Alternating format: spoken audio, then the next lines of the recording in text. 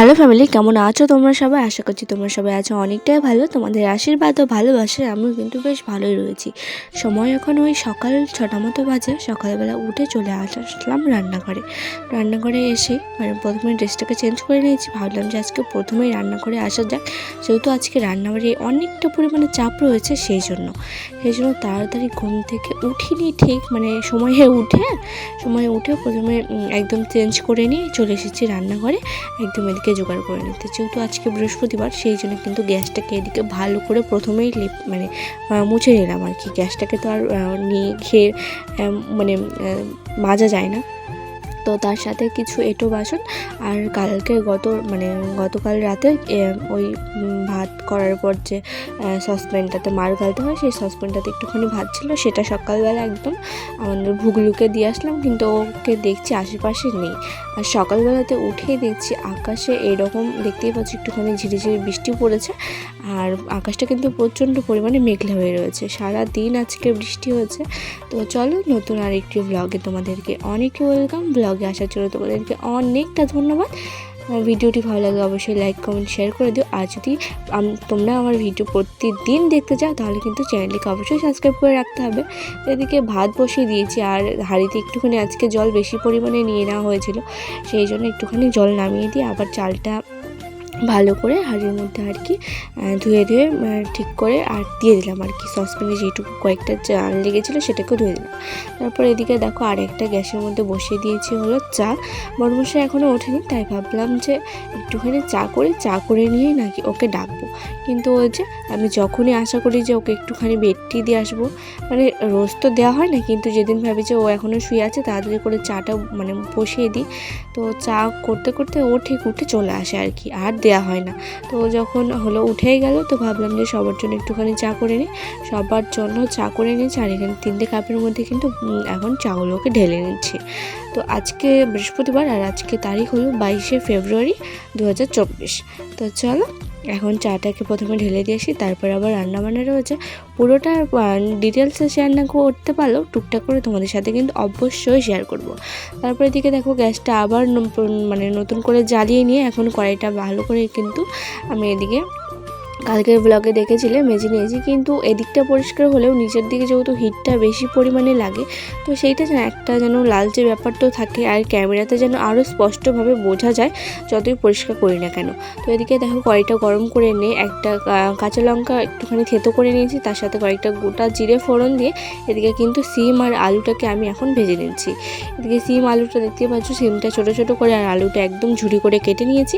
তারপরে এখানে দিয়ে দিচ্ছি আমি পরিমাণ মতো লবণ, তার সাথে কিন্তু দিয়ে দেবো এখানে পরিমাণ মতো হলুদ দিয়ে, তারপরে এটাকে ভালো করে নাড়াচাড়া করে নিয়ে এটাকে একটুখানি ঢাকা দিয়ে সেদ্ধ করে দেবো। জল একদম ইউজ করব না, কিন্তু কড়াইটা না অনেকটা পাতলা হয়ে গেছে, একটুতেই নিচে লেগে যায়।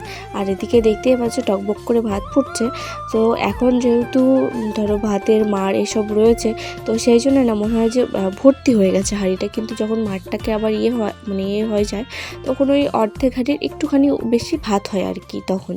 আর এদিকে দেখো বাঁধাকপির ঘন্ট করে নিয়েছি, তো সেটা তোমাদেরকে দেখাচ্ছি। হয়ে গেছে, এটা অলরেডি হয়ে গেছে। এখন একটুখানি মশলা দিয়ে নামিয়ে নেব, কারণ একদম নর্মাল করে করেছি, দেখতে পাচ্ছ শুধু টমেটো আর গাজর আর একটুখানি আলু দিয়েছি, সাথে অন্য সবজি দিলে ভালো লাগতো।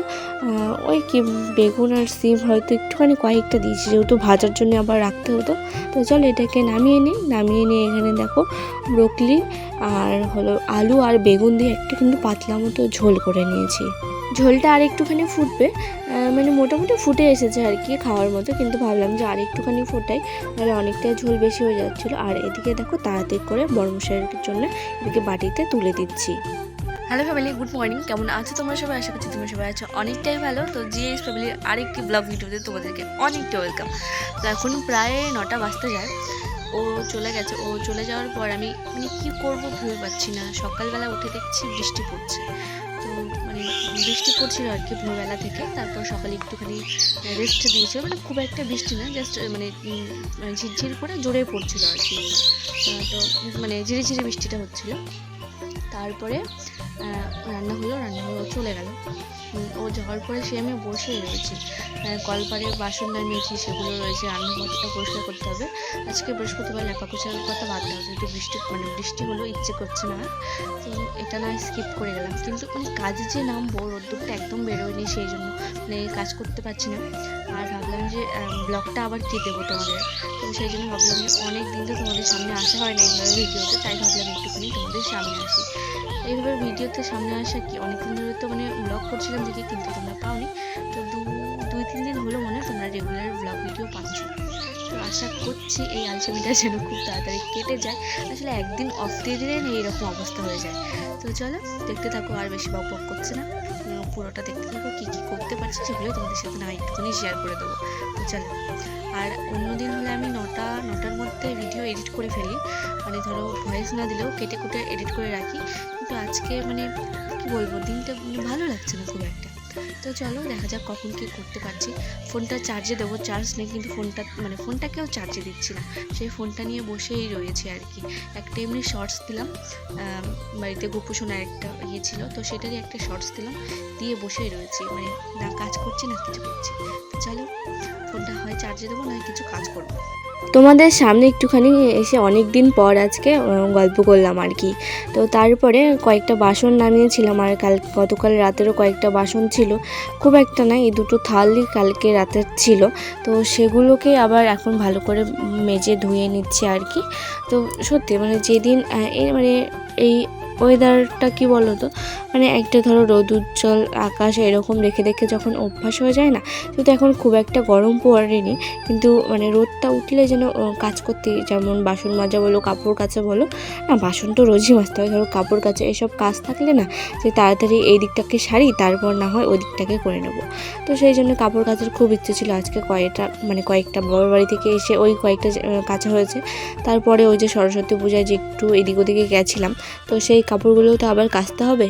তো বৃষ্টির জন্য কিন্তু কিছুই করতে পারছি না সত্যি, আর এই বৃষ্টির জন্য না, সেই বাজে দিনগুলো বলতে, সেই শীতে কেমন ঠান্ডা ছিল বলো তো, তো সেই দিনগুলো মনে হয় আবার ফিরে আসবে। আর এখানে দেখো, আজকে একটুখানি না শিব ঠাকুরটাকেও একটুখানি আমি যেটা দিয়ে বাসন মাজি তোমাদের সামনেই দেখাচ্ছি। কি বলো তো, আমি এটাকে একটা মেলা থেকে কিনেছিলাম আমাদের এখান থেকে।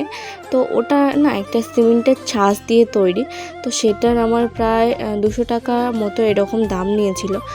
ভাবো মানুষের মানসিকতা আজকে, মানুষ কোথায় এসে দাঁড়িয়েছে, যে না ঠিক আছে তুমি লাভ করছো ঠিক আছে, কিন্তু তাই বলে এত একটা ধরো বাটির দাম পাথরের, যেটা আমাদের সিমেন্টের, এখন তো পাথরের পাওয়া যায় না, সিমেন্টের 20-30 টাকা এরকম করে নেয়, 50 টাকাই ধরলাম, সেখানে এটার দাম যদি 100 টাকা হতো দেওয়া যেত, কিন্তু ভাবো 100 টাকা নিয়েছে, প্লাস আমাকে বলেছে একদম খাঁটি হলো পাথর দিয়ে তৈরি, সেই জন্য এটার এত দাম।